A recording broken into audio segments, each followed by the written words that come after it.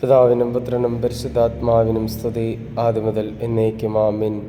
മിശിഹായിൽ ഏറ്റവും അനുഗ്രഹിക്കപ്പെട്ടവരെ, ഈ ഒരു എൽദാദനഹ നോയമ്പിലെ 4-ാം ദിവസം നമ്മളെല്ലാ വിശ്വാസികളും ഒരുമിച്ച് കർത്താവായ യേശു മിശിഹായുടെ മുമ്പാകെ നമ്മുടെ ജീവിതം സമർപ്പിക്കുമ്പോൾ നമ്മൾ മനസ്സിലാക്കേണ്ട ചില സത്യങ്ങൾ അത് മറ്റൊന്നുമല്ല. ഒരു വിശ്വാസിയുടെ ജീവിതത്തിൽ ക്രിസ്മസിൻ്റെ ദിനത്തിൽ അവൻ ഏറ്റവും അധികം ആഗ്രഹിക്കുന്നത് സമാധാനമായ ഒരു ജീവിതമാണ്. എല്ലാ പാപത്തിൽ നിന്നും അകന്ന് ജീവിച്ചുകൊണ്ട്, എല്ലാ ഈശോയുടെ കൃപയിൽ ജീവിച്ചുകൊണ്ട്, പാപം ഇനി ഒരിക്കലും ചെയ്യാതിരിക്കാനും കർത്താവിൻ്റെ കുഞ്ഞുങ്ങളായി ജീവിക്കാൻ വേണ്ടിയാണ് ഒരു ക്രിസ്മസ് ദിനത്തിൽ നമ്മൾ ആഗ്രഹിക്കുന്നത്.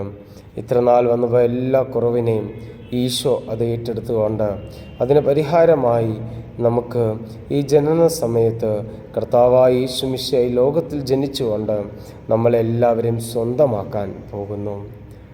72-ാം സങ്കീർത്തനം 4-ാം വാക്യം നമ്മളൊന്ന് ചിന്തിച്ച് നോക്കാം. എളിയവർക്ക് അവൻ നീതി പാലിച്ചു കൊടുക്കട്ടെ, ദരിദ്രർക്ക് മോചനം നൽകട്ടെ. ദരിദ്രർക്ക് മോചനം നൽകാനും എളിയവർക്ക് അവൻ നീതി പാലിച്ചു കൊടുക്കാൻ വേണ്ടിയാണ് കർത്താവായ യേശു മിശിഹാ ഈ ഭൂമിയിൽ കടന്നു വരുന്നത്. നമ്മൾ മനസ്സിലാക്കണം, ക്രിസ്തീയ വിശ്വാസത്തിൽ ദൈവം നമുക്ക് നീതി നൽകും. ഒരുപക്ഷെ നമ്മുടെ ചിന്ത ഇതായിരിക്കും, ഞാൻ എത്ര പ്രാർത്ഥിച്ചിട്ടും ദൈവം എൻ്റെ പ്രാർത്ഥന കേൾക്കുന്നില്ലല്ലോ, എത്ര കരഞ്ഞാലും ദൈവം എൻ്റെ കണ്ണുനീർ കാണുന്നില്ലല്ലോ. പക്ഷെ ഒരിക്കലുമല്ല, നമ്മുടെ പ്രാർത്ഥനകൾ സ്വർഗത്തിൽ എത്തുന്നുണ്ട്, നമ്മളെ ദൈവം കാണുന്നുണ്ട്, നമ്മളോടൊപ്പം ദൈവം, നമ്മുടെ സങ്കടത്തോടൊപ്പം ദൈവമുണ്ട്. ദൈവം നമ്മളെ അനുഗ്രഹിക്കുകയും നമ്മളെ ശക്തിപ്പെടുത്തുകയും ദൈവം ചെയ്യുന്നുണ്ട്. പ്രിയമുള്ളവരെ, ജോബിൻ്റെ ജീവിതത്തിൽ ഒന്ന് നോക്കാം.